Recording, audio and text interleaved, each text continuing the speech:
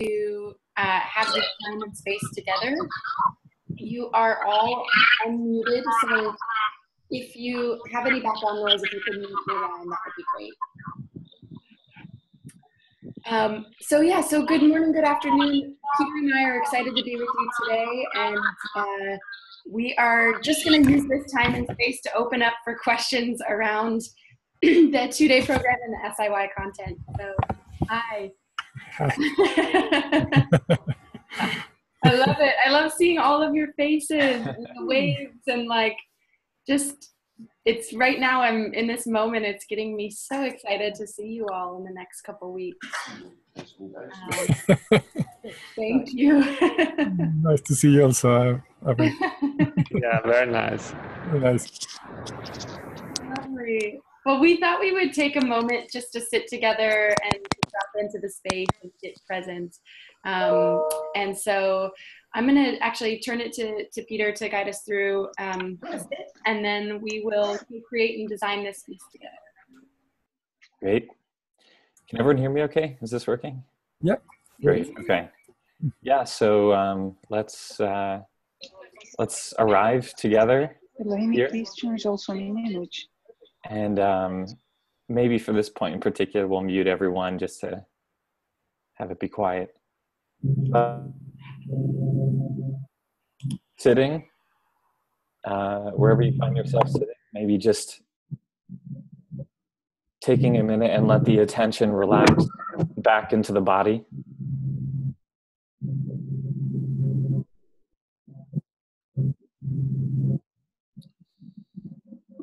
Just noticing how the body feels this morning, this afternoon, this evening, if there's any kind of haste or speediness, any of that kind of forward pushing momentum in the body.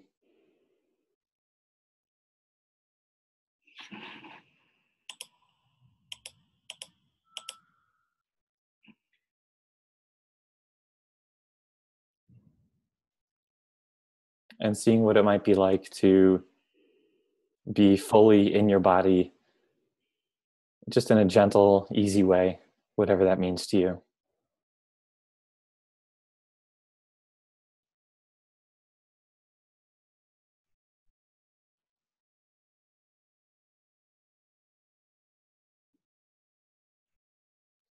Finding just the right level of effort that we feel awake and not pushing too hard, not trying to do too much.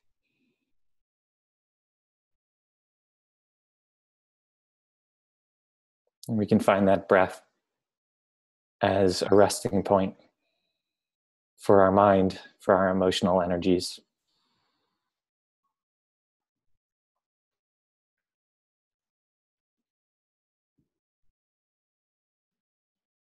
A teacher I like who talks about following the breath as a kind of accompaniment, like to keep someone company.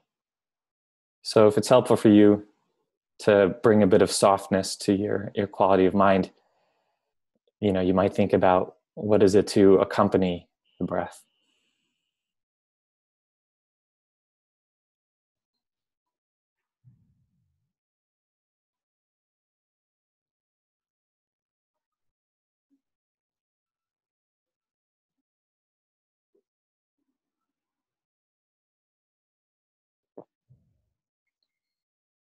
And maybe taking a moment to check in with, to bring to mind, to feel this whole group of people together.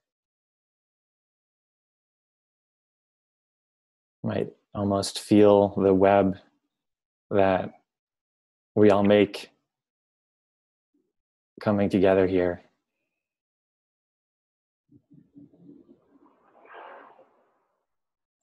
And checking in if there's any intention or aspiration that moves you, that you feel moved by in being here in this web together.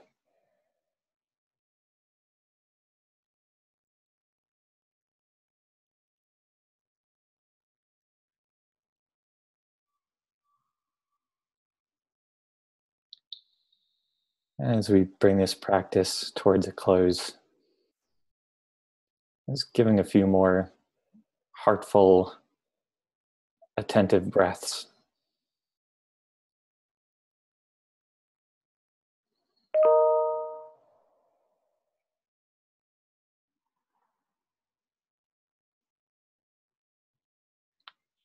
And when you're ready, slowly opening the eyes, moving the body if you'd like to bring some energy back in this morning. And let's do this. Sorry, I keep saying morning. I'm sort of like, I'm really, there's this beautiful morning sunlight coming in through my apartment window this morning, which I only get for like a couple months of the year when the sun's low enough in the sky. So sorry, I know it's not morning for everyone. Okay, well, hi. Really great to see all of you. I'm trying to put it into the mode where I've got like as many people's videos showing as possible. Wow, okay, there we go. I just clicked gallery view. Look at that. So really good to see you all. This was a kind of not last minute, but kind of spur of the moment thing that Avery and I were talking about, that we had a number of different comments and questions coming in on the content. And we thought, session 2 is approaching. Maybe we could just add this to the agenda to have a chance to discuss things that are coming up for all of you. And, I have to say, I'm not 100% sure what the best way to approach this is. We got a lot of questions. Avery sent out that survey, and there's just like pages and pages of questions that people had about the program content, which is really great to see everyone kind of wrestling with it and, obviously spending a lot of time studying it and really trying to understand the nuances of it.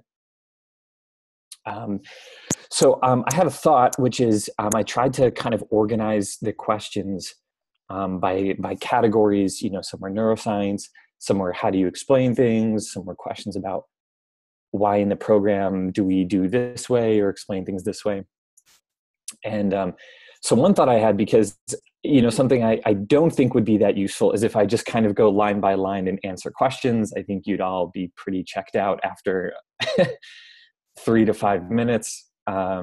But what I might do at least is to try and take some of the questions and generalize them a little bit and see if I can especially focus on questions where maybe there's something broader about the approach and search inside yourself about how we talk about neuroscience, or how we, why we have all these different types of listening, and sort of take the question and get a little bit more into the philosophy or approach or something which might be of general benefit to everyone.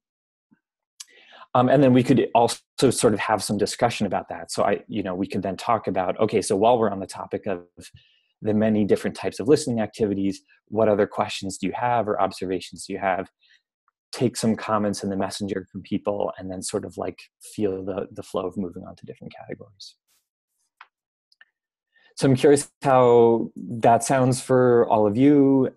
If people have other ideas about how to make this time useful, again, just thinking about the real diversity of questions and interests people have, but how to make this as useful for everyone as possible.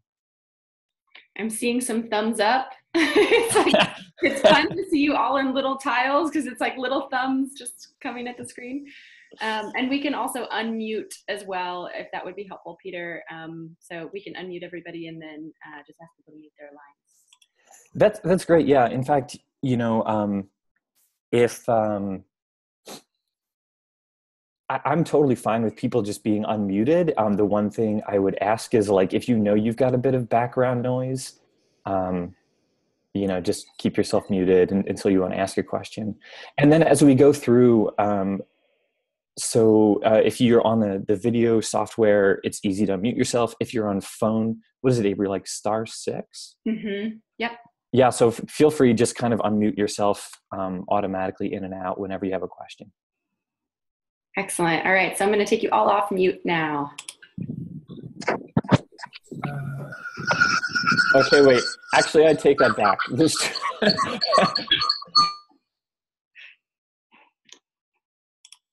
Okay, yeah, I think there's a lot of just like the cloudy ambient background noise. So let's rely on just unmute yourself if you want to speak up, and feel free to do that at any time. Sounds Okay. good.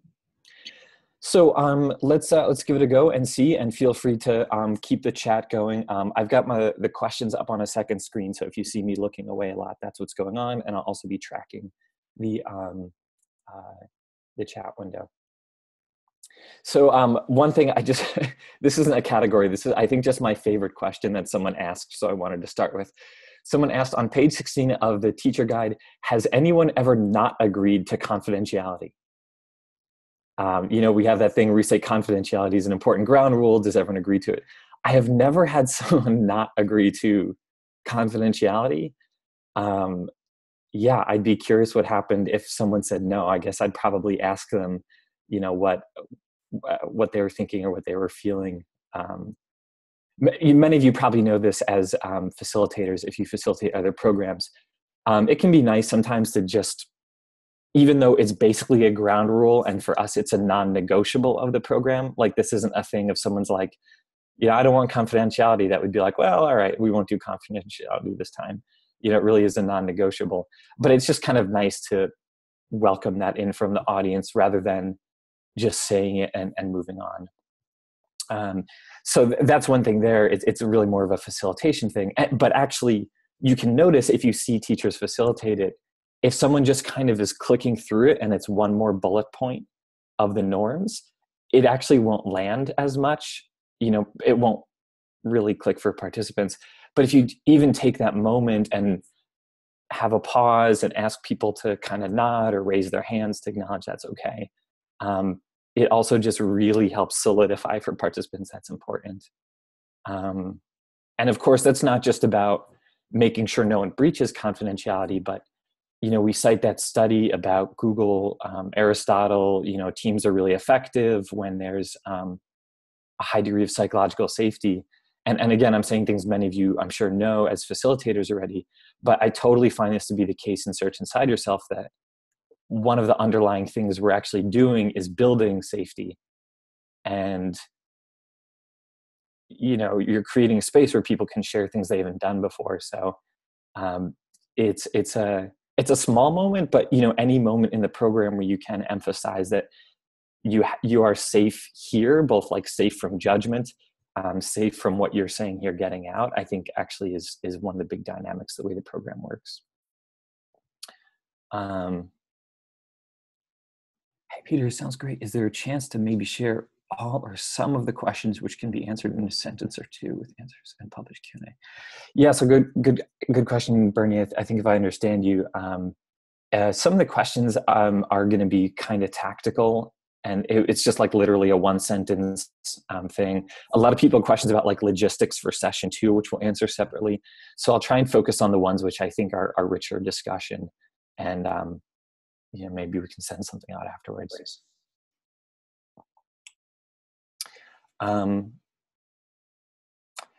So a couple of people asked questions about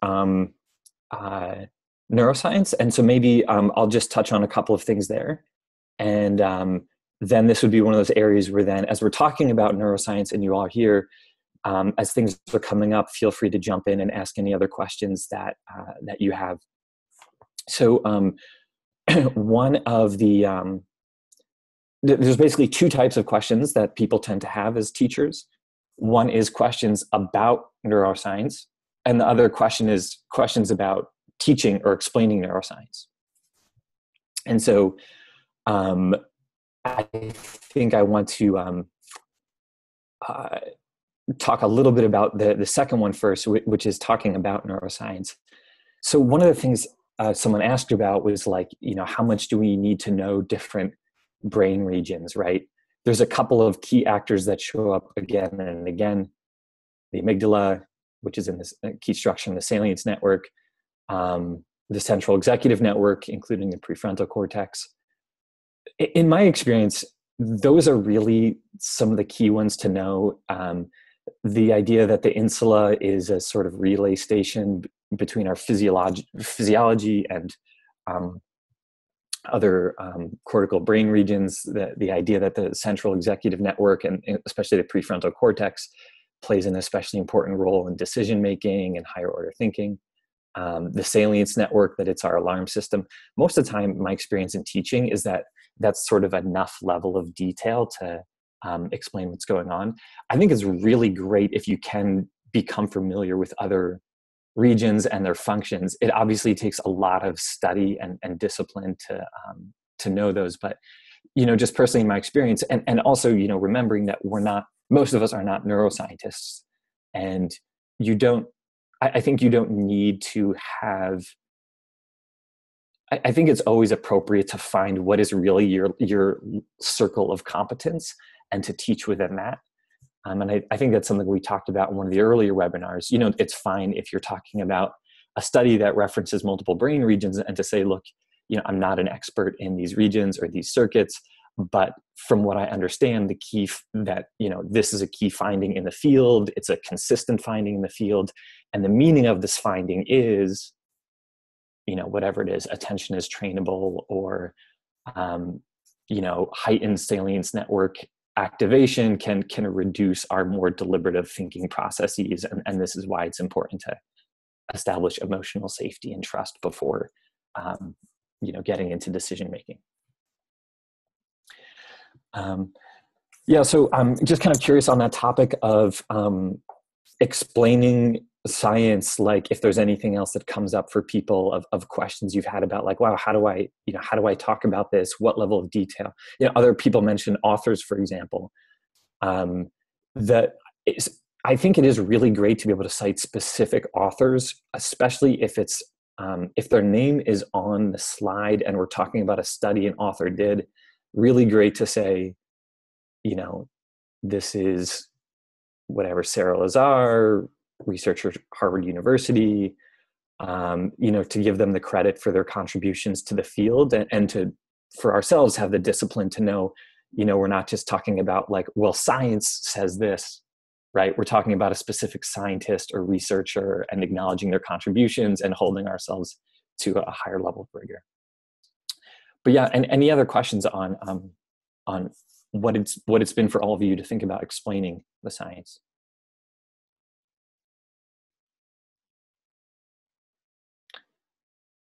How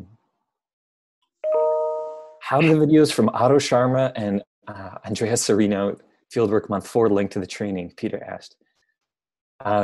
So I put those in there because while we cover a certain scope, so search inside yourself, right? We've got an intersection between sort of contemplative practice and science. And there's a certain scope that we cover. We cover things like the amygdala hijack.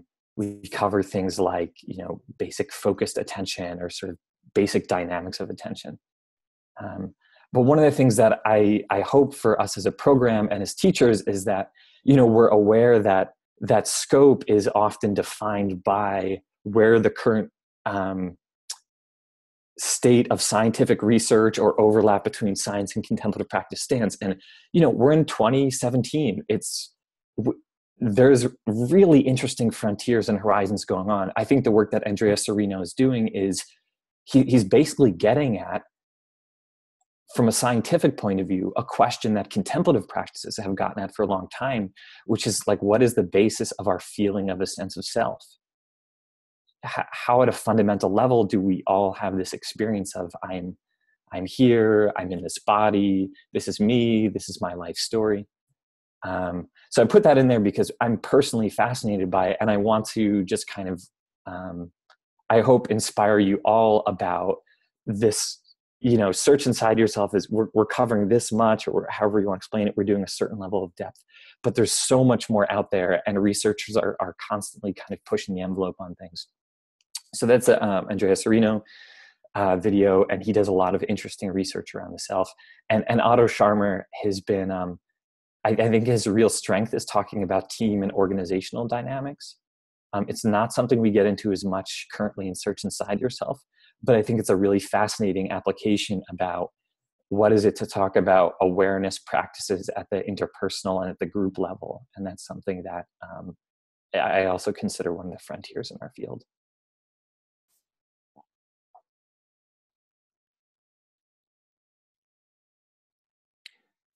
Yeah. So how has it been for everyone to be explaining studies? How are you feeling? And feel free to take yourself off mute. Yeah. Good morning. Can you hear me? This is Janae. Yeah. Hi, Janae. Good morning, everyone. This is the area where I have the most anxiety because although I work in public health and I'm a practitioner, so the work that I do is evidence-based, but I'm not required to explain the science. So this is a new arena for me. And I'm also challenged because of how I learn. I learn more experientially. So to sit in a space and to read the study without engaging in a communication around it is just not how I learned that. Mm-hmm.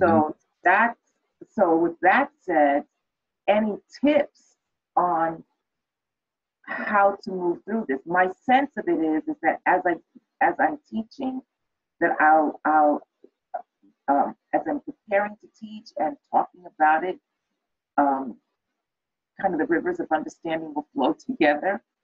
But yeah, I just wanted to know, did you have any tips on that? Yeah. Yeah. Yeah, right on. And I'm sure I see a lot of people laughing. I'm sure it's something a lot of people are thinking about.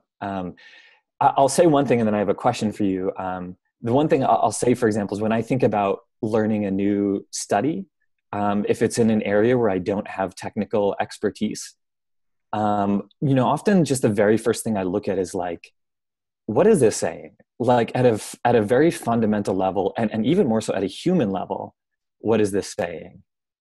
A lot of the studies that we talk about, we're not getting really into like the kind of technical things that are so removed from human experience that it can't,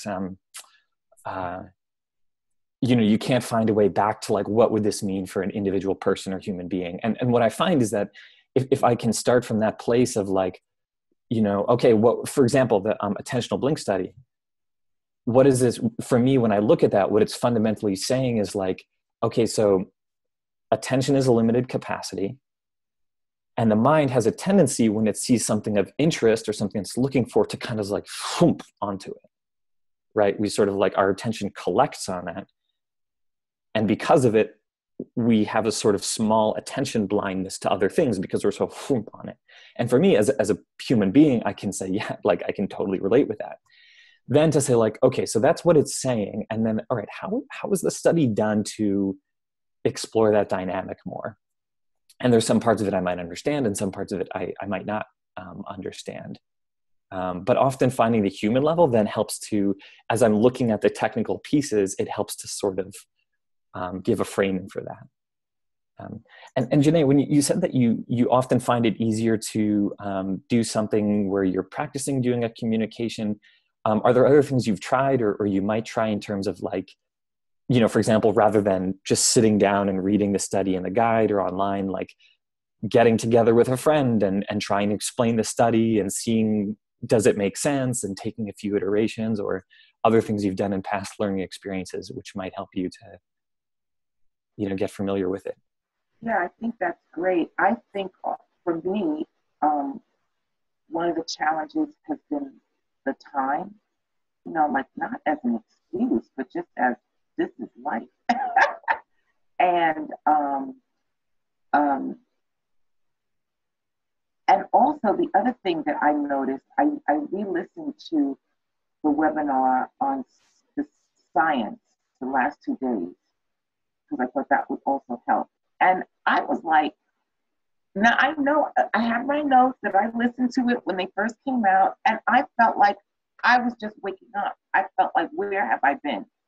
So I also think that there is this process of unfolding that's taking place, that with the repetition, and so I just feel like I'm in my own process, and I hope that it just matches up with the requirements of the program.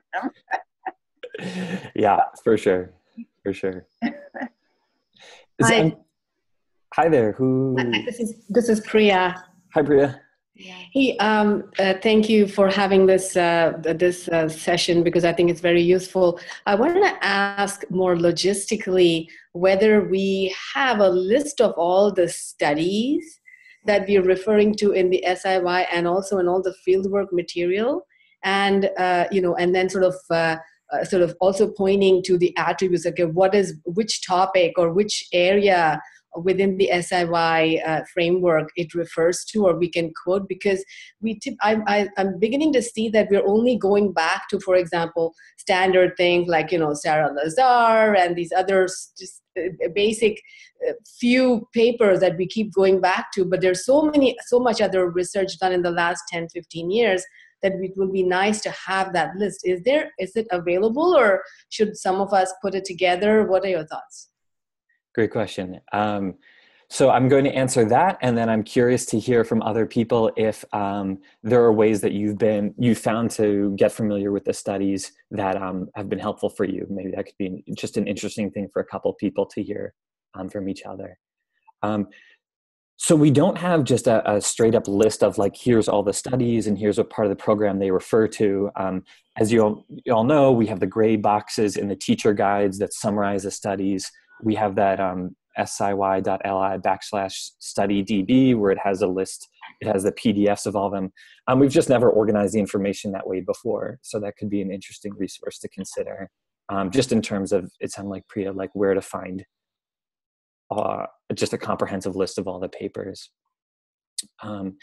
As far as adding in other research goes, I think this is something where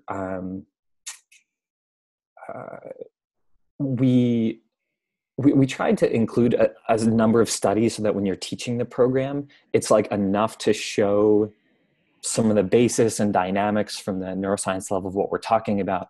And you're totally right. There's a huge, huge amount of research now that we just don't cover and don't touch on, and which is potentially really interesting. So as far as I think how else you might get familiar with it or share those resources, that could be interesting feedback for us at Silly if there's a way we can facilitate being like, if you want to do additional readings on any of these topics, here's some of the top other papers that we just don't have space to touch on, but which would, enrich your knowledge as a teacher. Yeah, I think maybe I just take that as an interesting thing for us to consider. And I see Avery nodding. And do feel free to share things with each other. One of the things I've found in working in training organizations in the past is if you put up like a library of resources, people actually don't tend to use it very much. Like it always sounds really great, but then we're all very busy and I need to remember to go to this library to have things. So it can be a good resource, and they tend to be underutilized. Something I see a lot is in like our current certified teachers Facebook group.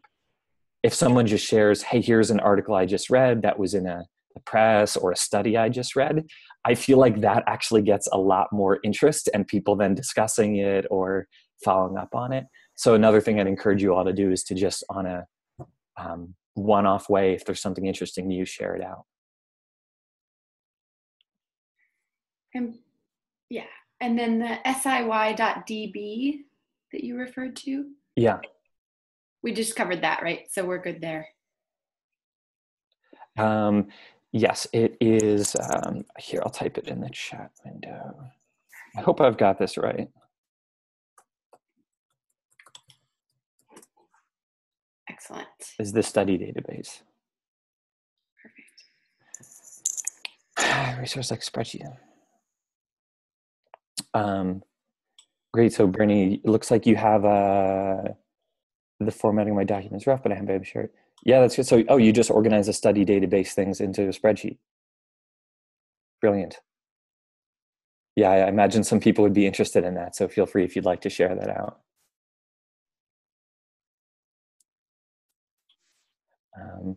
Tracy said, I found that in teaching, people were more interested in the exercises and don't want to spend as much time in the science as I thought. Yeah, that's been my experience too. I find that people tend to really appreciate having the science and really appreciate the idea that science, I think science is something that's just so strongly in all of our collective consciousness, even if we're not scientists. There's always that question I think people will just carry in the back of their mind when you're dealing with subjective experience of like, yeah, but wait a second, like, is this real in the sense of like, we have empirical evidence in a, scientifically researched way, which is a big thing we consider real. But I think people appreciate hearing about it. Some audiences really do get totally fascinated and want to learn more. I see, Lorna, your comment there. And for some of them, you can just kind of read the audience and say like, all right, they get the point. I think they're actually much more interested in doing an experiential. Any other comments about things people have found useful for them to learn the science? Peter, thanks for doing the seminar. I wanted to add something about the science. For me, I find it really easier to teach the science when I imagine I'm a participant in the experiment. And so I kind of like embody the experience of what they were going through, and I explain it from that point of view, because then I get much more excited. I'm much more alive than if it's just this like cold, calculated thing up on the slide. That helps me a lot. Awesome. I really appreciate that. Big plus one to that for me. And we'll actually be doing something in session 2. You'll have some times where you're practicing teaching and sometimes when you take a break and we give you like a little assignment to work on. And that's one of the things you'll be doing actually is how to tell a science study from a more storytelling standpoint. Yeah, I saw Peter typed in a question about explaining the card task, and I don't know if I'll do my whole thing now about how I would tell that story. But Lorna, to your point, that's one where the Iowa gambling task with the red and blue decks of cards. I really enjoy telling that one about like, okay, so imagine you walk into a room, and researchers give you 2 sets of cards. Some are red, some are blue, and they tell you, your job is to draw cards from any of the decks you want and make as much money as you can. On the cards, you're either randomly going to win money or lose money. So just go ahead and start drawing cards, and we'll check in with you every once in a while and see how you're doing. Oh, and by the way, we're kind of curious about how your physiology is responding to this exercise, so we're going to hook you up to a lie detector. So you start drawing cards, and so and I think that way too, Lorna, to your point, you get more excited. I think it helps me make sense of the study more, and the participants are going to, you can totally just see them like lean in when you're like, all right, you walk into a room and scientists tell you to do this, and they're like, oh, okay, like, what's going to happen?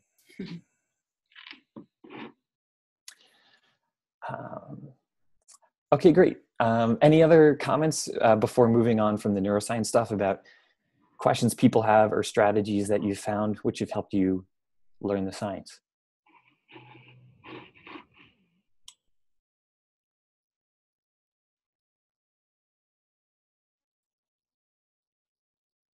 Okay.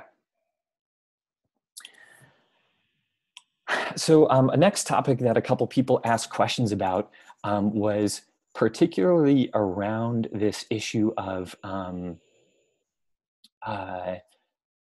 empathy and compassion. And what's the relationship between empathy and compassion? Might teaching empathy be a bad thing if it can lead to, empathetic distress?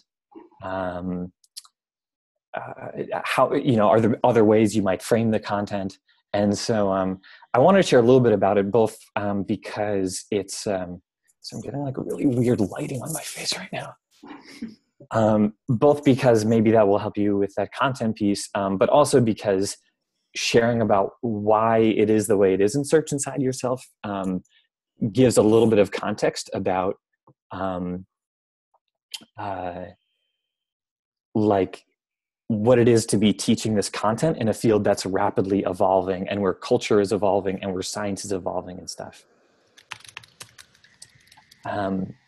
So I think I may have mentioned this on a past webinar, but my hunch about why Daniel Goleman called empathy when he first put out his 5-part model for emotional intelligence was that it was a term that people could relate to. Dan Goleman himself had a lot of contemplative experience. He spent a lot of time in India. He's been a long-time meditation practitioner. And in fact, I remember talking with a few people who were involved in the sort of early work of bringing contemplative practices over to the US in particular, or over to, out of India, out of Thailand, out of China, wherever it was that they had learned. And there was actually a lot of discussion that they had about what was the language they should put on these concepts so that people would resonate with them. And a lot of natural concern that if you kind of went too far, often in certain directions with the language, you'd start to lose people. It wouldn't resonate. So empathy was something he thought would resonate, and that became part of the program. Therefore, when we adopted his framework. But compassion is something which has always been a really important aspect of practices. We didn't include it because, when I first started working with Search Inside Yourself almost 5 years ago, we rarely talked about meditation, or only if we really, really, really put a lot of context. And even mindfulness actually was, now in the program version you all are teaching, it's very front and center. Mindful this, mindful that, mindfulness right at the beginning. Back then, we really did lean a lot more on attention, focused attention, awareness, open awareness. Because even 5 years ago, I think that the overall cultural gestalt was in a different place. And that is very true of compassion also, where years ago, you didn't hear people talking about compassion as much. And I remember being at Wisdom 2.0 in that video. I was the video with Jeff Weiner, the CEO from LinkedIn, when he was I was at that Wisdom 2.0, and he talked about compassionate management and compassionate leadership. And this was like this whoa moment. Wow, a prominent CEO is talking about the importance of compassion. Now it's getting much more normal. And when we go and do sales into a company and we talk about, hey, this program is going to help with compassionate leadership, more and more we're seeing people just being like, yeah, of course, that sounds really great. Tell me more. So empathy is something that we've been leaning on for a long time because it felt safer, especially as sort of culture is changing and compassion is becoming more accepted and more normal. We're actually looking at the next program version, just calling it empathy and compassion right up front. Before, we felt like we had to teach empathy and then kind of do a surprise reveal that hey, this builds this other skill called compassion, because we were afraid if we just said compassion right up front, we'd lose people, especially when SIY was taught more to engineers and an audience that was more skeptical of some of these terms. So that's the context of why. And again, I hope it's helpful for you all to see that this program very much is an evolution, and we're trying to sort of always be pushing the frontiers a little bit, but not so far ahead that we feel like we're going to lose our audiences by saying things that don't resonate. In terms of teaching a particular content piece, the way that I always explain it is really, you all have that one slide where we have empathy, and then there's two arrows where this is Tanya Singer's framework, right? Empathy can lead to empathetic distress, or it can be the foundation for compassion. So if we tend to get really wrapped up and kind of constricted, fearful around the emotions that we're seeing in another person, that can lead to empathetic distress. But there's a way where if we can maintain well-wishing, maintain a sense of, she doesn't talk about this as much, but I think a sense of openness about the result, and a sense of equanimity about, not everything is within my control. If I have this mindset that I have to fix this now in a certain way, in a certain time frame, that can create a lot of tension and constriction. But that can be the foundation of feeling what someone else is feeling, and then expressing compassion for them. So one of the things we talk about, and if you read that section of the teacher guide, you'll notice we try to be as precise as we can, and maybe we capture it all the way, and maybe we probably don't. But to really say, this is not to say empathy is bad. And Tanya Singer herself is always very clear on this in her talks. And I think maybe she's realized too that this is a misunderstanding that comes up. So I wonder if she'll adjust her framework. But what we're saying, empathy is neither, kind of good nor bad. It's just resonance. Sometimes I compare it with self-awareness. If you're thinking about ways to teach it, right? Is it good or bad to be aware of your own emotions? It's not necessarily really either good or bad. I would say it's probably good, but you can be aware of your own emotions and then get really reactive or judgmental to your own emotions, which can create further distress.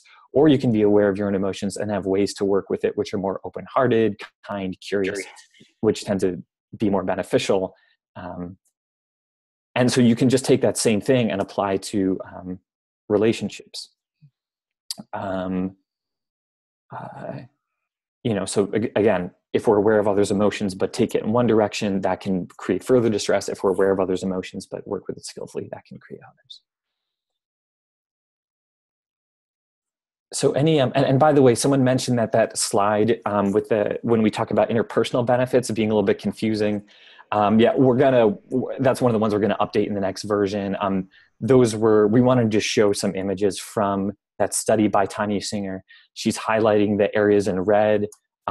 Those are just different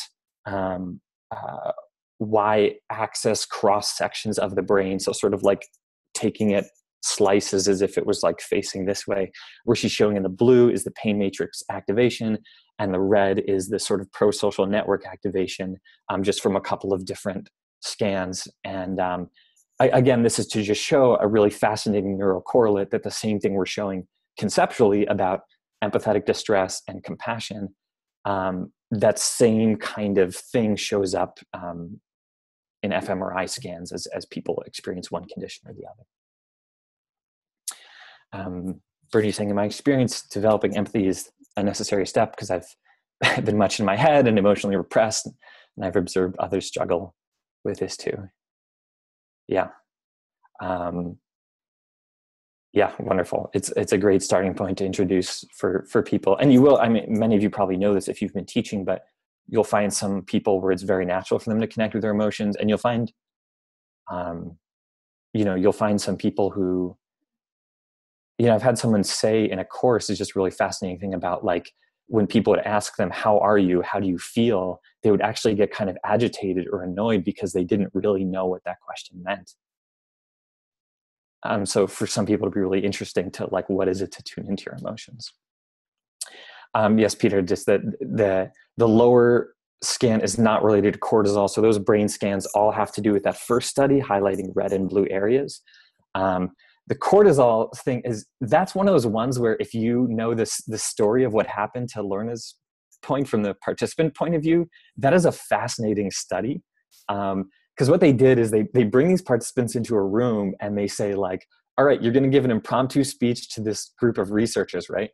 And they do the sort of no affect response, which is like really stressful. So you're giving your thing, you're giving your impromptu speech, and it's not a negative reaction, it's not a positive reaction. They're just totally deadpan, like this, and it's the Trier social stress test, and it's trying to get a stressful response from you. But that's a fun one to tell the story of and say, like, okay, so imagine you walk into a room, there's a panel of 3 scientists sitting there, and they say, go ahead and give an impromptu talk on this subject. And you start talking, and there's just no emotional response from them. They're just totally staring at you, no reaction. How do you feel right now? People would be like, well, stressed out, nervous. You'd be like, right. So that's called the Trier social stress test. So that's a fun one to tell the story of. Any other questions about this sort of empathy, compassion thing? Does that, the distinction I tried to make, does that feel more clear, or further questions on that?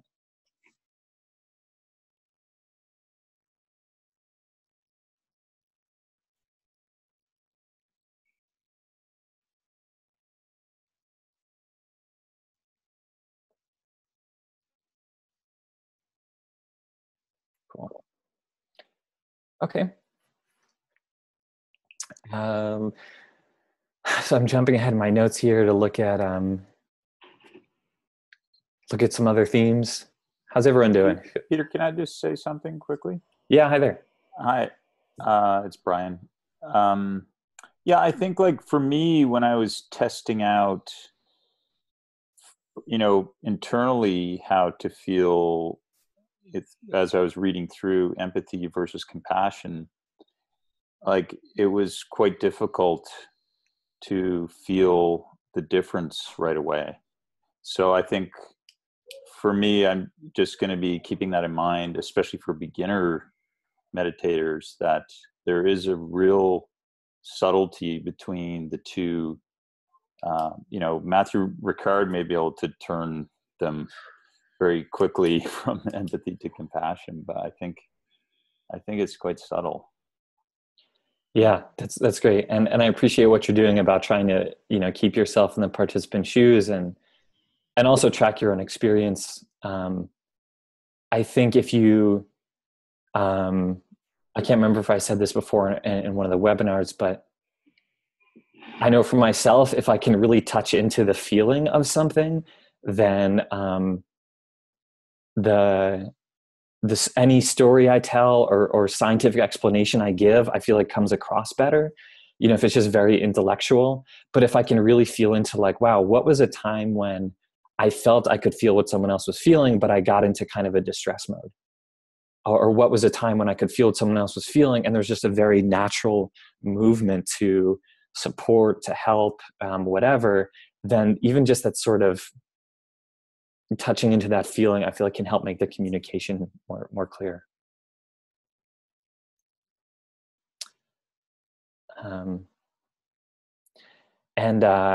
So we need, do we need empathy to be compassionate to stepping stone? That's the way we talk about it, that it's a necessary condition. Whether or not that's like 100% true in all cases, it's maybe not necessarily clear. And I don't remember if it was in Altered Traits or some other person was talking about this, some other researcher, that, maybe there are some super experienced meditators who can bring up a generalized sense of compassion, and it doesn't have to be connected to any particular empathetic response. Probably that's going to be outside the scope of what you'll need to talk about in SIY. But it's mental models and words are very much about trying to dice up the world and make it very clear boundaries between things. And I think the boundaries aren't always super clear for these.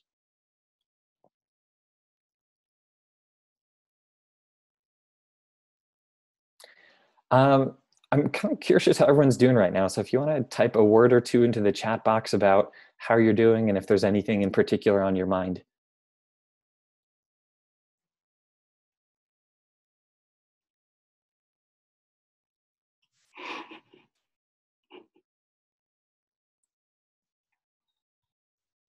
Don't be shy. May I share something as I'm listening to the conversation? What comes up for me as I'm digesting our conversation, and this is a good learning moment for me, is that one thing that I try to keep in mind, I think it was one of the neuroscientists, Judd Brewer, who talked about teaching what you know. So as we are learning, whether it's neuroscience study or anything, as we digest the information and being able to tell it in our own words, related to that is that all this content we're learning, it can be very overwhelming because there's just a lot. And it's the ability to be able to zoom in on all the differences and nuances, and at the same time pulling out from it and being able to simplify. And this is a skill that takes time and experience to learn. And one of the 7 principles that Norman Fisher, through Mark Lesser and through Silly, that was shared was simplify, right? The simplifying. And as I'm listening, it's a process of learning and sharing, and then learning from the students in the class as much as us maturing as teachers. So the content piece about the empathy and compassion, we struggle with it, and that's also part of the process of learning what this is for us. So then being able to explain to others. And as I was listening to Kristin Neff, the compassion, very clear in scientific terms, 3 elements of compassion, what they are.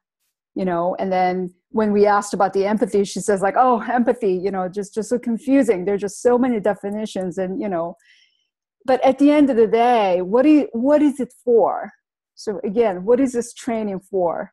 What is each module and all the program for? It's not about being able to tell the difference between empathy and compassion, but how is it going to help the students, the learners, the teams, you know, become better leaders, you know, become better at doing what they do and what matters to them, and being able to relate to each other.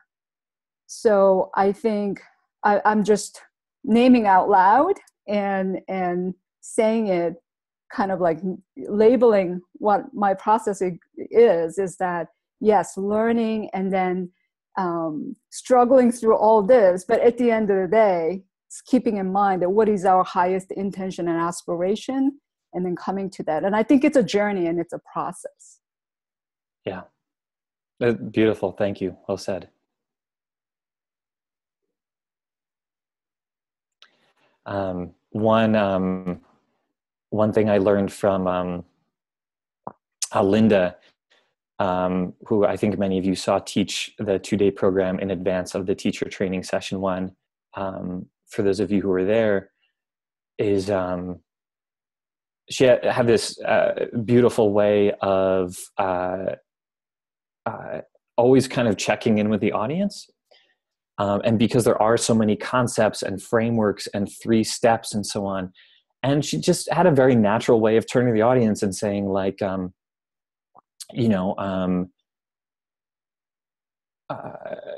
okay, when we talk about an optimistic or pessimistic explanatory style, like, you know, let me hear from you all, like, are there times where you've noticed this in your own life?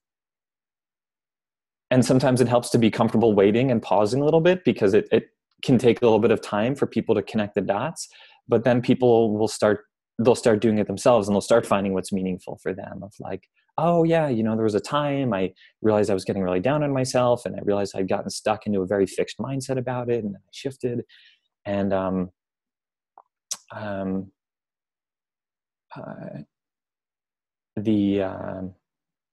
yeah, just really great that they'll, especially when one participant or when the whole audience hears it from another participant, you'll just totally see the lights start to go on.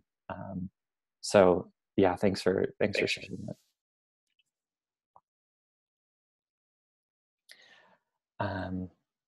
And I was also going to add, there's a author whose name I can't remember now, who talks about finding the simplicity on the far side of complexity, that we go from simplicity and then we go into complexity, divergence, unknown, lots of stuff. And then we find simplicity again on the other side. And that's an iterative journey we keep doing over and over again. And that we'll keep doing as long as we're teaching and living. So maybe another way to think about the journey you're all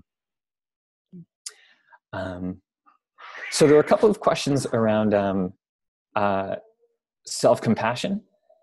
And so maybe that's another place where we can talk about, just more generally how to teach it in the program. So Peter, I see you just typed in one here, and then someone had submitted a question about, what is it that we're trying to, when we introduce that section, what is it we're trying to do by sharing that Brains and Chen research on, those 4 different dimensions. And so self-compassion is one of the things that we find is that it can be very impactful. It's a much more heart-centered kind of thing. It's the sort of thing that for me, I feel like it feels easier, or I feel more ready for it by the time you're at the end of day 1.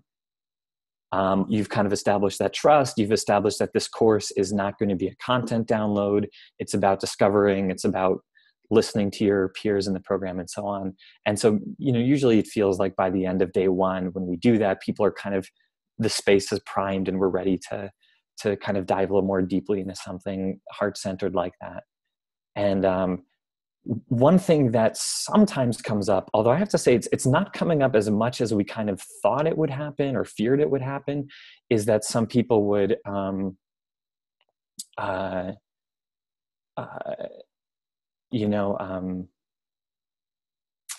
like be concerned that, you know, self-compassion or self-kindness, right? Like sometimes people, you know, would say like, oh, I've gotten where I am in business because I've been really hard on myself, or I've driven myself really hard. And if I start, or, you know, not only business, of course, anywhere in life, being a parent, being a teacher, whatever, if I let go of that, or if I change my attitude, maybe I'm going to lose something, right? Maybe I won't be as motivated. And so, yeah, the reason we showed that research in advance is more for that slice of the audience who might feel a little bit of like lack of safety going into a self-compassion practice. That they can just feel, at least there's one study that's showing, you know, hey, just, you're not going to like turn into a blob who doesn't get things done. And it's funny that study I really think of as establishing safety, more than is necessarily generating proof of something. Although many people also do find it fascinating to think, wow, I can still be really motivated while being self-compassionate. So that's the idea behind that study. For some people, a concern they'll have is that if I'm compassionate towards myself, right, just like Kristen shared with us, like, oh, maybe I'll just like do bad things and not care because I just tell myself, oh, it's okay, you know, you had a hard time.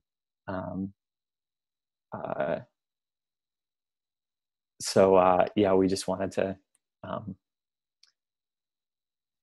sorry, I got distracted by Peter's comment. Often you're talking, not much feedback, feels like the cortisol experiment. Is kind of how it feels.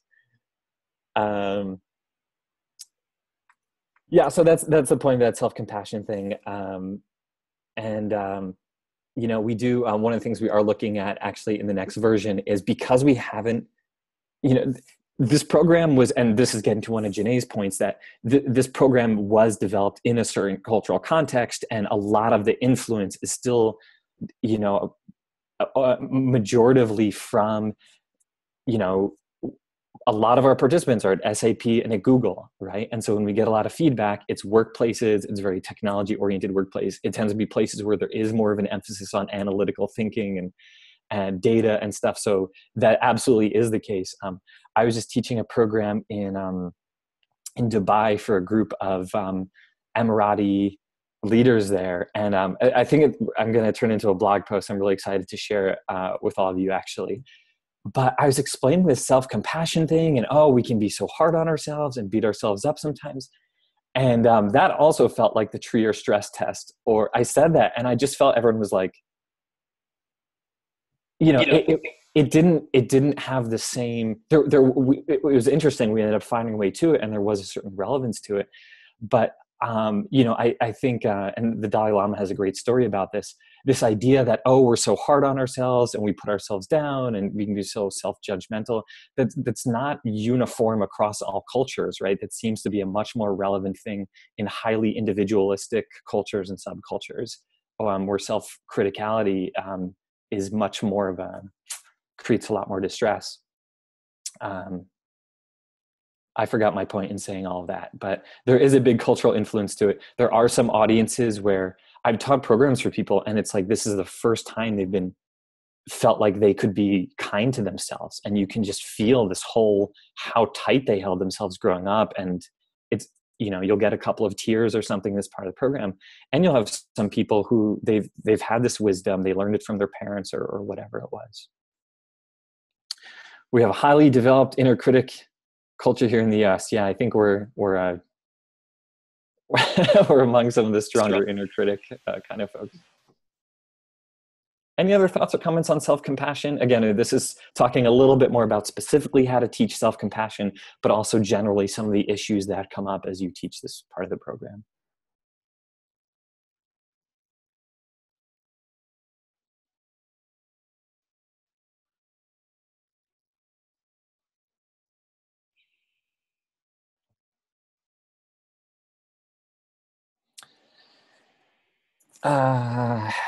Could you explain this a little bit?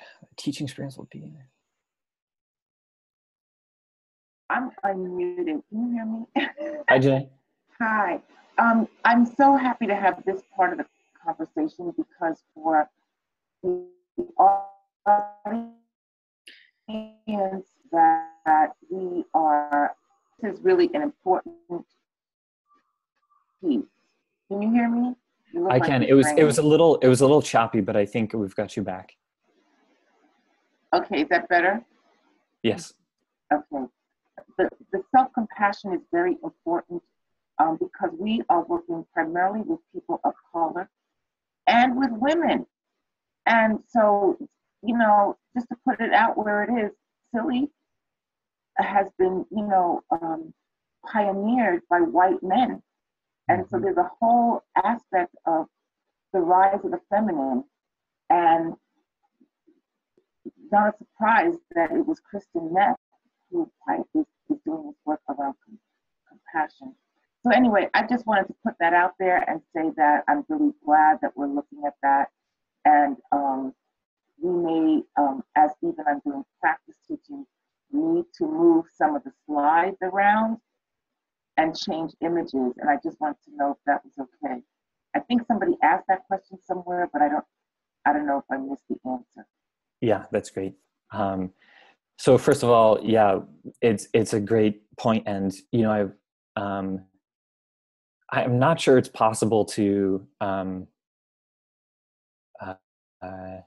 you know, there's always the cultural bias of where something came from, right? And it's something, as we've grown outside of Google and outside of other places, you know, we're trying to at least be aware of what is it that exists and how can we expand it. And absolutely, you know, especially the earlier versions of SIY, when I started and when an overwhelming majority of it was at Google, huge focus on attention, focus, is very, very heady for the most part, and a lot more focused on sort of like performance. And I think over times, you know, we've been kind of rounding it out with some of these other things. Self-compassion was new in version 2.5.1, the version before you all started teaching. As far as images and slides, we have some more specific guidance that we have on this. Moving slides around, I think is totally fine. You know, sometimes, and spending more or less time on other things. There's some audiences where, for example, take that self-compassion study, you might actually explain it and have a dialogue with them. How do you relate with this? Does this resonate? What do you all think? Do you have, you know, where is kindness? Where is it hard to be kind to yourself? Other audiences, you might just kind of point it out and say, hey, by the way, there's some research on this. You know, there's the author if you want to look into it, but, you know, I'm feeling this group really wants to get into doing a practice, so let's go with a practice.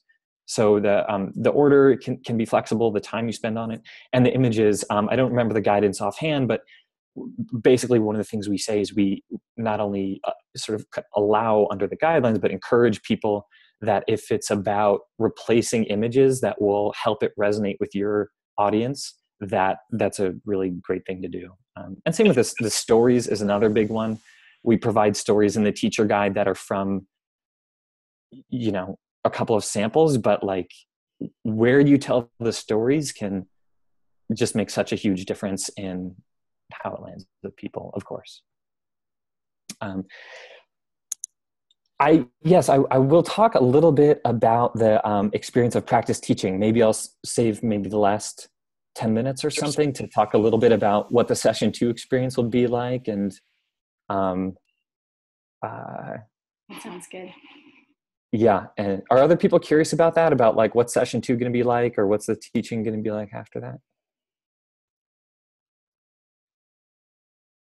Okay. Yes. Okay. Yes. Couple of yeses. Yes, yes, yes, yes, yes. Okay. Great. And I have, some of you did submit questions about that, and so maybe I can touch on those as well. So, I'm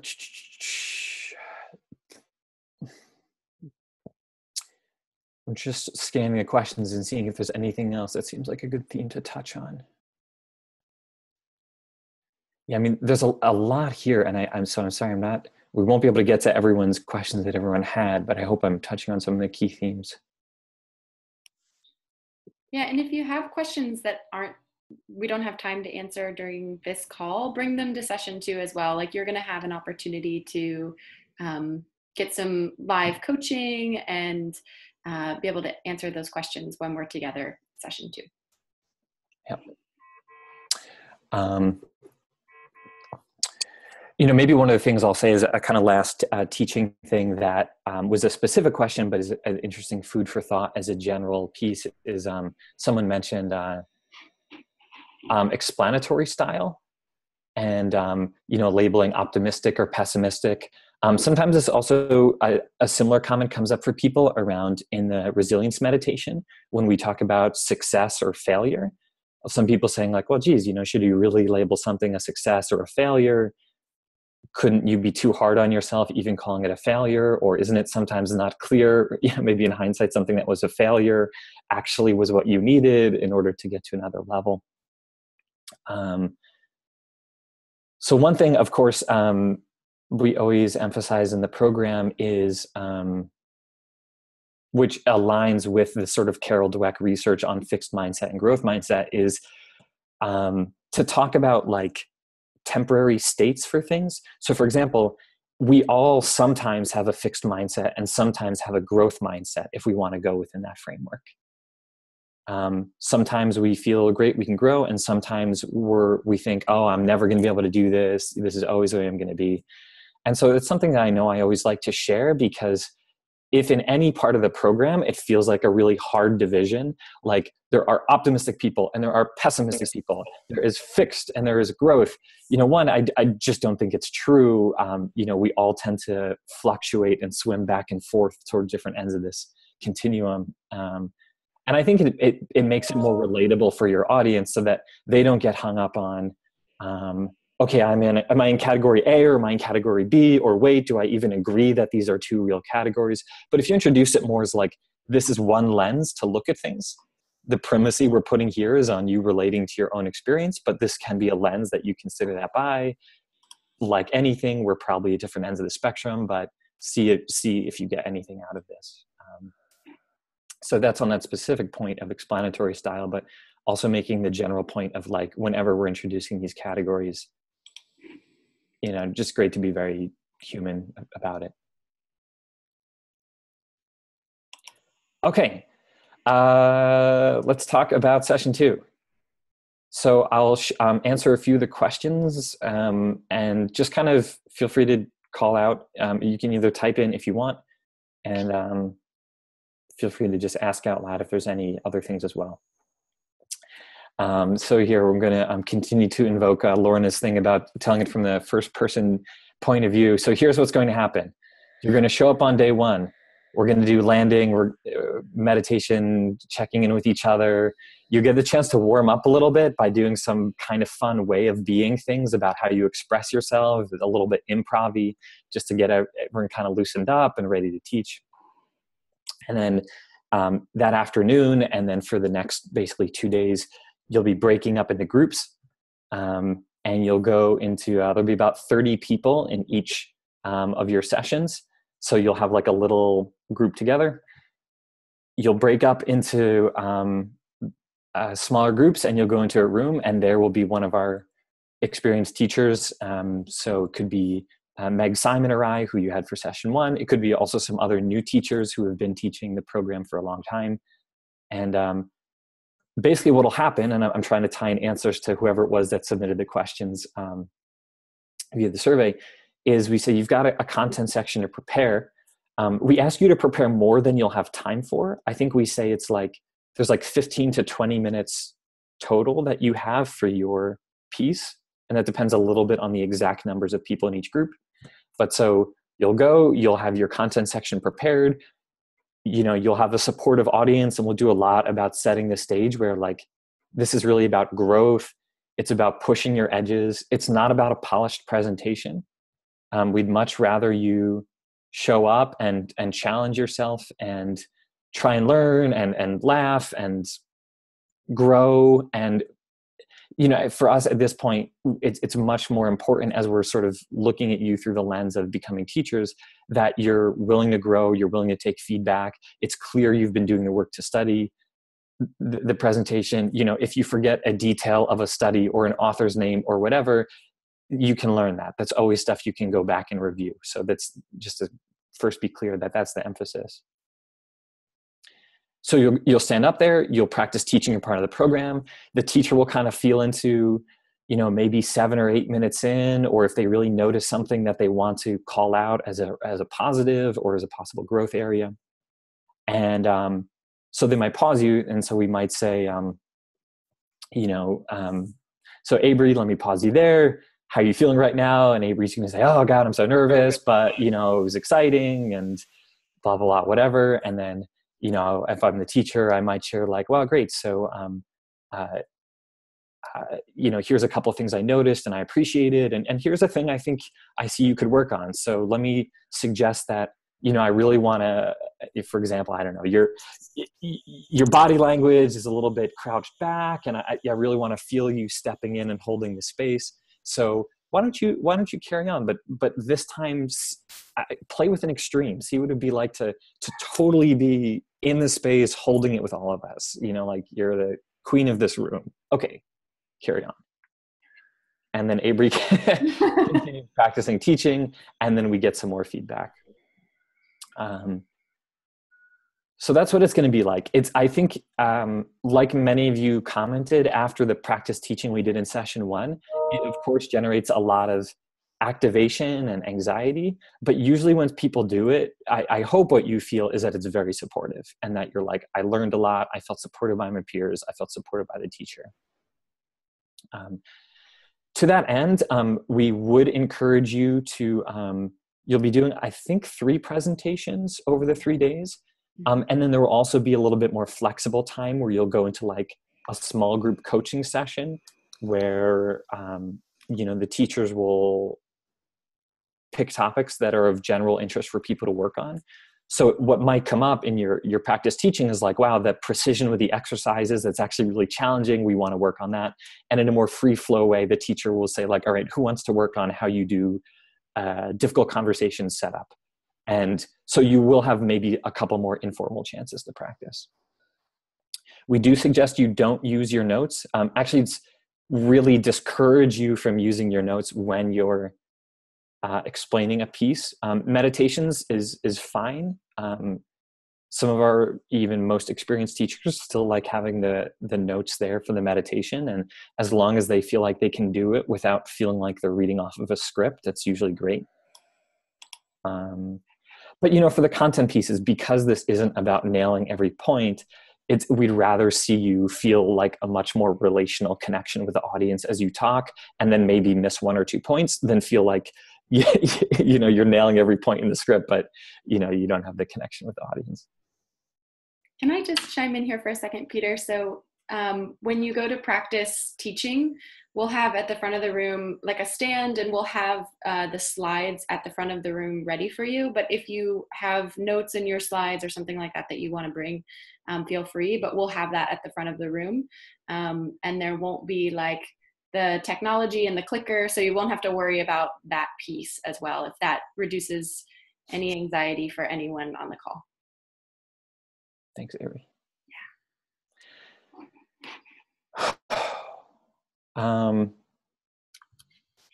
As far as who your teachers will be, I think maybe when you register, is that information shared, Avery? Yeah, I'll share it in the chat box. But the first session in Berkeley, February 14th through the 16th, is Simon, Peter, and Linda Curtis, who you would have met if you went to the 2-day before teacher training. New York, February 21st through the 23rd, is Meg, Peter again, and then Michelle Maldonado, who's new to this cohort, but not new to Silly. She's been teaching the 2-day program for a long time and is really fantastic. So excited to welcome her to our group. Berkeley, the 28th of February through March 2nd, will be Meg Brandon Reynolds, who taught the 2-day program right before teacher training, and was with us kind of in the back of the room during the teacher training program as well. He's been teaching the program for quite a while as well. And then Linda Curtis. And then the last session in New York, March 7th through the 9th, will be Simon, Brandon, and then Michelle. So I'm going to post that in our chat box so you have it as well, but that's who's teaching each session. We've got a really great group of faculty, so you're in for a treat. Great. And Brian, to your question, one of the things we'd encourage you, if you want to, if you do want to have some notes, is to maybe take the 3 bullet points that exercise that you did and have those. And that can be a nice mix because, you know, if you want to hold a piece of paper and be able to quickly reference, okay, what's like the key point I have here? That's a nice mix of feeling structured without getting lost in the text. So that's a bunch of the logistics and what the firsthand experience for all of you will be. We really intend, and I really hope it is just like an awesome experience for all of you to teach and get feedback and be welcomed by your peers and grow. So I hope that's the case.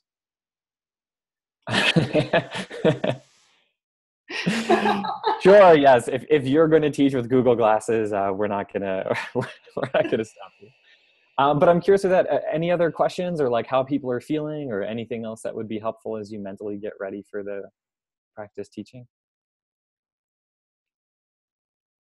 I'm curious, like on a scale of 1 to 10, 1 being like, I feel really, really nervous and not ready and quite anxious, to 10 being like, I'm ready to step in and feeling really, really confident and good about session 2. Can everybody like hold up a 1 to 10 where you're feeling? I'm just curious, want to get a sense of where everybody is.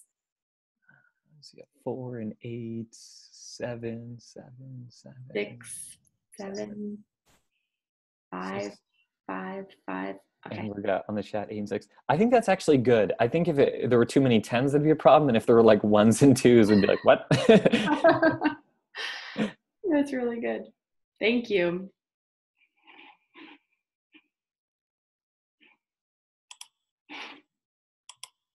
Other questions, comments, feelings about the teaching?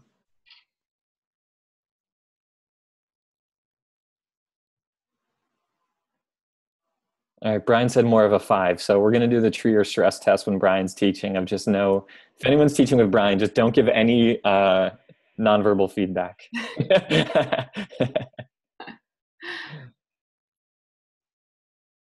Yeah, and I just wanted to chime in as well. Like, Peter, I think you said this earlier so beautifully, but session 2 is just an opportunity to take some risks as well with your facilitation. So really come in and be on your growing edge and allow yourself to kind of dance on that edge and play with it. And you're in an incredibly safe space to do that. Everybody in the room that'll be there wants you to succeed and wants the program to succeed. So please come in and dance on your growing edge. Yeah.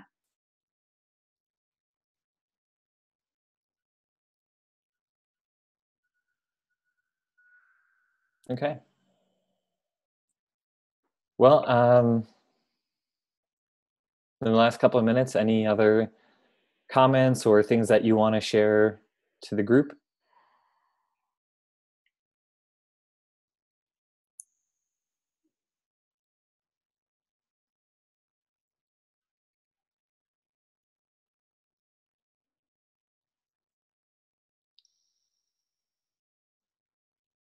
In the chat, I did a couple of test programs with friends and family. It's a lot of sitting for the people in Search Inside Yourself. So I did offer dancing after lunch and also after breaks, and they really liked it. So as I wrote, I'm in the process of becoming a soul motion dance instructor. So in New York, I would gladly offer something after lunch or after the training, as we did once. I think it's important because it's a lot of sitting. That's a really good point. Yeah, Peter, if you want to be in touch with Avery, I'm sure we would love that. And personally, I think if you ever have the chance in teaching Search Inside Yourself and feel like your audience would be up for it, dancing really is amazing. We don't make it a standard part of the curriculum for reasons many of you can probably guess. It does take, you got to be willing to go for it and know your audience is there with you. But it's totally true. Yeah. And actually, by the way, that's another thing I've been playing with more. I forget, I saw another teacher doing this and was like, wow, that's a really good idea. Just doing a lot more even standing up. Like, in fact, I probably now am at a point of doing about 2/3 of the listening activities. I have people stand up. And even a little thing of like, you're about to move into mindful listening and you just first say, okay, let's have everyone stand up and let's move around the space, walk around, maybe just make some eye contact, remember who's in the room. So again, this is even for kind of conservative audiences that they can feel okay doing this. But yeah, move around a little bit. All right, now stop in front of someone. Now let's do mindful listening. It can be a nice way to bring in a little bit of the movement.